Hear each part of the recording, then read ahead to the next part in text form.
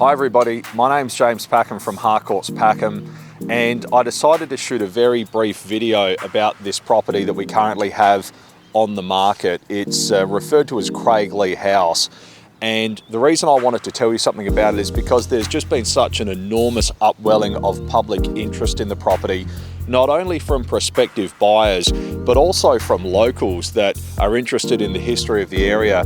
And I know a lot of people have been aware of this property for decades, even generations, and now that it's on the market, it's given them a unique opportunity to actually peek inside the property and also to learn something about the history of Coromandel Valley. So referred to as Craiglee House, it was established in 1844 by Alexander Murray, and he was a gentleman that came out here with his family, and he established a biscuit factory and brought basically huge inputs to the local economy in doing so. Still today, the biscuit factory can be seen at the bottom of the hill with its lovely original stone.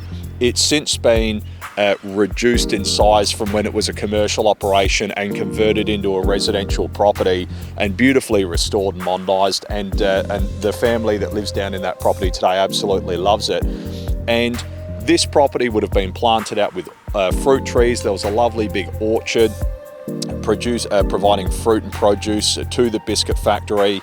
A lot of the workers from the factory actually lived on dwellings on the property.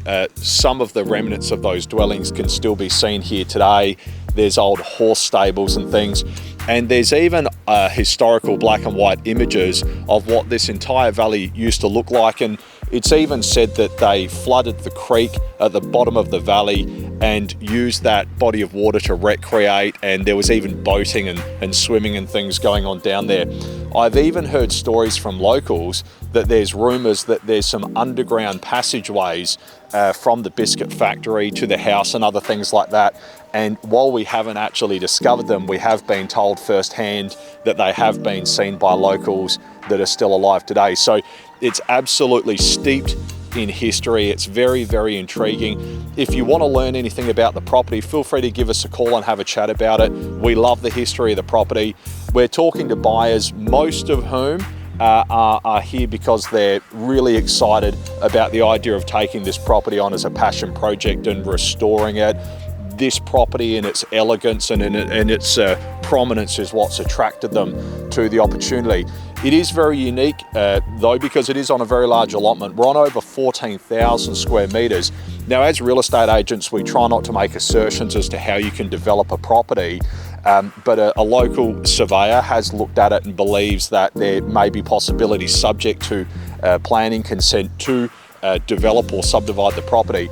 And some buyers that we've spoken to have thrown around ideas of subdividing 7,000 square metres off or something in that sort of vicinity, selling it off or developing a beautiful big new home, and then taking on the restoration of the house as a passion project, understanding that to do it sensitively and to a high standard is probably going to take a number of years. So we're working with those buyers, working through their conversations with council and their plans and things. But I know that a lot of us would absolutely love to see this property brought back to its former glory. And I'll just show you, we've got a beautiful hillscape out here. You're at an elevation where you're looking out over the rooftops of any lower properties. You can see the hills in the distance. And as we go around this way, you can see there's just so much land out here. All up here, it goes right up to the back, right down to the street. So we don't know if a person would subdivide this, or if they could, they need to do their own research around that. But there's certainly people investigating that. But commonly the idea they're investigating is whether they could or should subdivide a very large allotment out here and then leave Craiglee House on its own very large allotment and then take on that passion project of restoring it. So hopefully this has given you some insight into Craiglee House, and if you found it a curiosity, as so many have, I hope you've enjoyed watching this video.